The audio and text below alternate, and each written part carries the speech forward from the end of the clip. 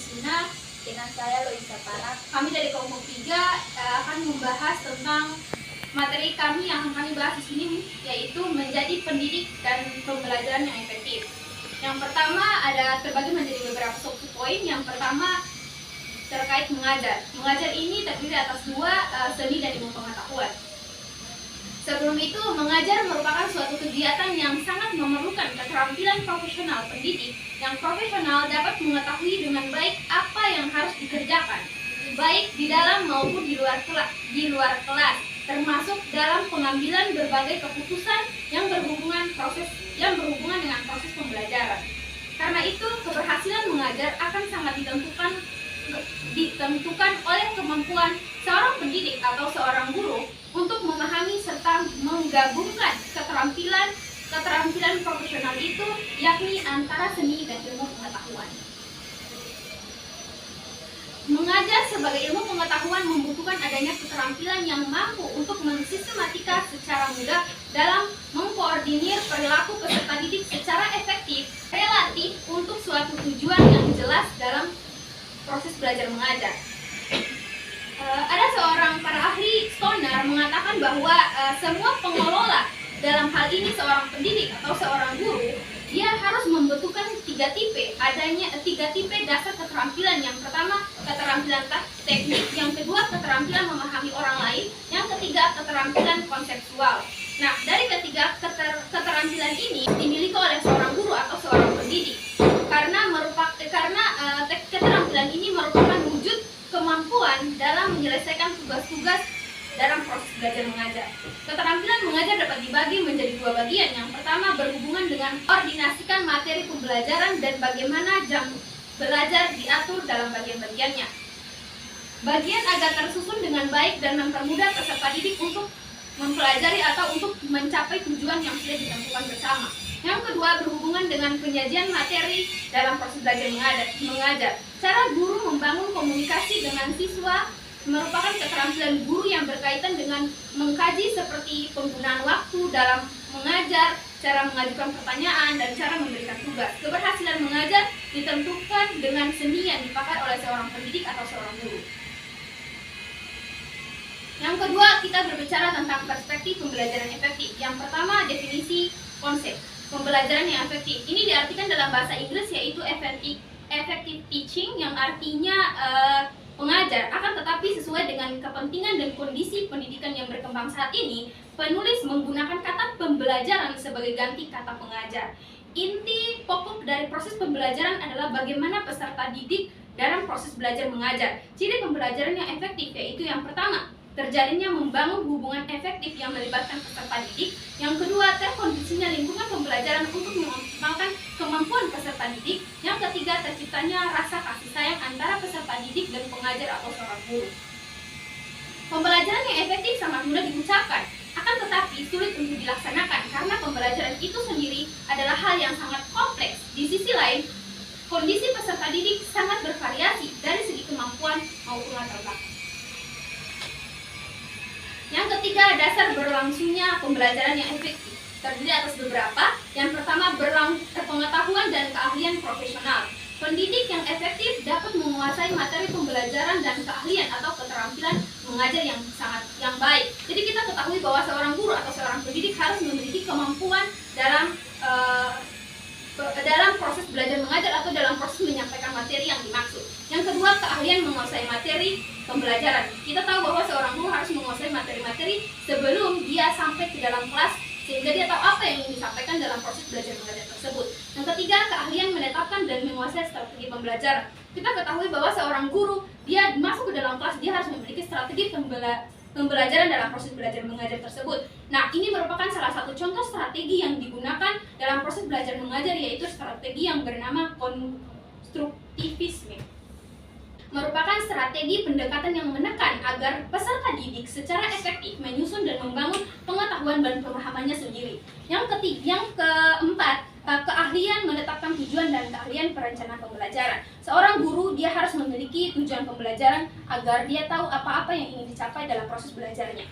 Yang kelima, keahlian manajemen kelas. Seorang guru harus benar-benar memanajemen kelas itu sehingga kelas itu dapat tercipta harmonis atau proses belajar mengajarnya itu bisa berjalan dengan baik. Yang keenam, keahlian motivasi. Kita ketahui bahwa tugas guru bukan cuma memberikan ilmu pengetahuan, tetapi tugas dari guru juga untuk mendidik karakter dari siswa tersebut. Yang sembilan yaitu keahlian komunikasi. Seorang guru atau seorang pendidik harus memiliki bahasa-bahasa atau kata-kata yang mudah dipahami oleh peserta didik atau seorang siswa.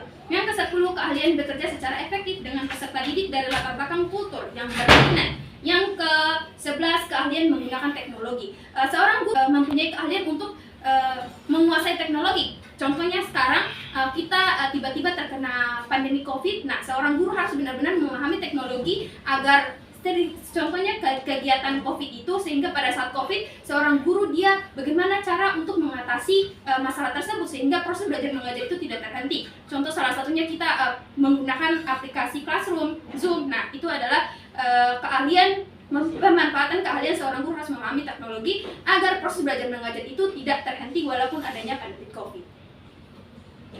Yang ketiga yaitu komitmen dan motivasi. Jadi komitmen dan motivasi adalah terdiri atas tiga. Yang pertama, sikap yang baik kepada peserta didik. Yang kedua, perhatian kepada peserta didik. Yang ketiga, kepercayaan diri terhadap kemampuan melaksanakan tugasnya. Pembahasan berikutnya akan disampaikan oleh... Ya, jadi kita masuk pada pembahasan yang berikut, yaitu ciri-ciri pendidik. Yang pertama, ada kepribadian mantap, stabil, dan dewasa. Yang di sini itu dimaksud dengan jika kita menjadi seorang pendidik, kita harus berpikir dewasa. Yang kedua, disiplin, arif, dan berwibawa. Nah, kita menjadi seorang pendidik, kita juga harus disiplin. Dalam artian datang tepat waktu misalnya. Yang ketiga, berketeladanan.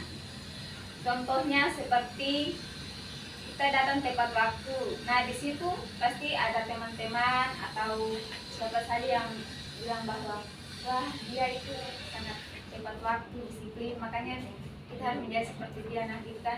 Terus yang keempat itu berakhlak mulia. Dalam arti sifat sikap kita itu harus bagus dan kita harus berakhlak mulia. Oke, yang termasuk pada komponen-komponen yang terkait dalam proses pembelajaran. Yang pertama itu ada tujuan. Di sini tujuan mempunyai arti penting dalam kegiatan interaksi belajar mengajar. Tujuan dapat memberikan arah yang jelas gimana kegiatan pembelajaran yang akan dibawa oleh guru. Tujuan pengajaran yang ditetapkan oleh guru akan mempengaruhi jenis metode yang digunakan, sarana prasarana, dan lingkungan belajar mengajarnya. Yang kedua, peserta didik. Di sini peserta didik yaitu anak didik adalah setiap orang yang menerima pengaruh dari seseorang atau sekelompok orang yang menjalankan kegiatan pendidikan. Anak didik adalah unsur manusiawi yang penting dalam kegiatan berinteraksi edukatif. Anak didik sebagai manusia yang berpotensi perlu dibina dan dibimbing dengan perantara guru. Anak didik memiliki kedudukan yang menempati posisi yang menentukan dalam sebuah interaksi. Guru tidak mempunyai arti apa-apa tanpa kehadiran anak didik seperti subjek pembinaan. Jadi anak didik adalah kunci yang menentukan untuk terjadinya interaksi edukatif. Seorang ahli Abdul Ghafur mengatakan bahwa faktor anak didik adalah merupakan salah satu faktor pendidik yang paling penting. Tanpa mereka adanya faktor tersebut, maka pendidikan tidak akan berlangsung. Oleh karena itu, faktor anak didik tidak dapat digantikan oleh faktor yang lain. Yang ketiga, pendidik atau guru. Di dalam proses interaksi belajar mengajar tidak ada yang terlepas dari guru, sebab kegiatan belajar mengajar atau dengan kata lain kegiatan interaksi belajar mengajar tidak bisa berlangsung tanpa adanya guru. Dalam hal ini guru merupakan faktor yang dominan untuk tercapainya tujuan pendidikan dan pengajaran. Oleh karena itu, seorang guru dituntut berusaha bisa menempatkan dirinya seirama berlangsungnya kegiatan belajar mengajar.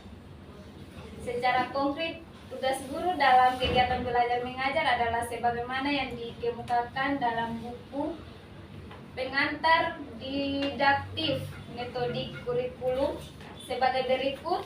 Guru dalam tugasnya mendidik dan mengajar murid-muridnya adalah berupa pembimbing, memberikan petunjuk, teladan, serta bantuan, kecakapan, keterampilan, nilai-nilai, norma-norma kesusilaan, kebenaran, kejujuran, sikap-sikap dan sifat yang baik, serta terpuji, dan lain sebagainya.